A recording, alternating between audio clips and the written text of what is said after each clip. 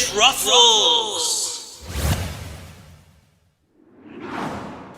Everywhere you look, there are illogical beliefs being pushed upon you that try to take you away from Allah subhanahu wa ta'ala, take you away from the straight path. Now those illogical beliefs, they come online, they come on billboards, they come in books. Everywhere you look, there's somebody somewhere out there trying to push some illogical beliefs on you.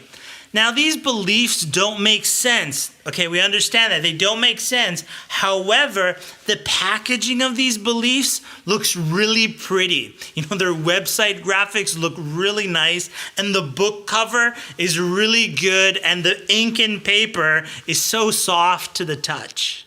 Now, in today's Taraweeh Truffles, we're going to be looking at the story of Ibrahim alayhi salam in Surah Al-Anbiya, verse 67. Allah subhanahu wa ta'ala tells us, قَالَ أَفَتَعْبُدُونَ مِن دُونِ اللَّهِ مَا لَا يَنفَعُكُمْ شَيْئًا وَلَا يَضُرُّكُمْ أُفٍّ لَكُمْ وَلِمَا تَعْبُدُونَ مِن دُونِ اللَّهِ أَفَلَا تَعْقِلُونَ. Ibrahim alayhi salam was surrounded by people who worshipped idols, and then one day when they went all out to a party in their picnic, Ibrahim alayhi salam smashed all their idols except the biggest of them. Now when they came back and they got angry and they're like, who smashed our idols? And they said, well, go ask this boy, Ibrahim. Ibrahim alayhi salam came and he said to them, Kabiruhum hadha, that the biggest of the idols is the one that smashed them. Why don't you go and ask this idol? And then the people responded back to Ibrahim alayhi salam. They said, and they're basically telling Ibrahim alayhi salam, don't be illogical. You know the idol doesn't speak, doesn't talk, brings no harm, brings no benefit. How could it smash the other idols? And so Ibrahim alayhi salam responded to them, then how can you worship something so illogical? And then Ibrahim alayhi salam said this verse, Uffin lakum walima ta'buduna min dunillah. He said, uff to you and everything that you worship other than Allah. Afala ta'qilun. Have you no intelligence? Have you no sense?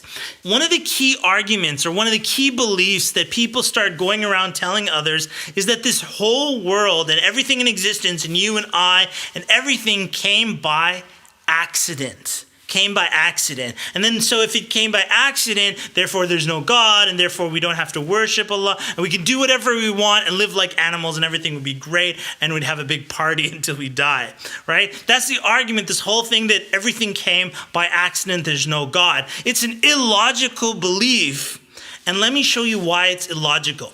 The example that I like to give is 9/11.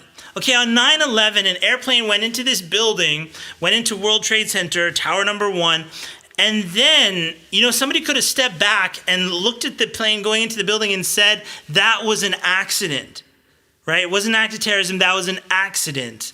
However, a few minutes later, another airplane went into the other tower, and as soon as the other airplane came in, then immediately everybody knew, okay, this was a terrorist attack, this was not accident, this was not a coincidence, this could only have been planned. Why was it planned, or why did they say this could only have been planned?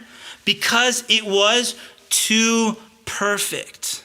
Now you look at the world and everything in it and everybody in it and all our creations and all our blood and all our breathing and intestine, all these human beings that have lived and died and so on. This is like 7 billion humans, 7 billion airplanes going into the Trade Center. But yet the illogical belief is people telling us that our whole life and everything in existence is one big accident. I say to them in response, Uffil lakum walima ta'buduna min dunillah.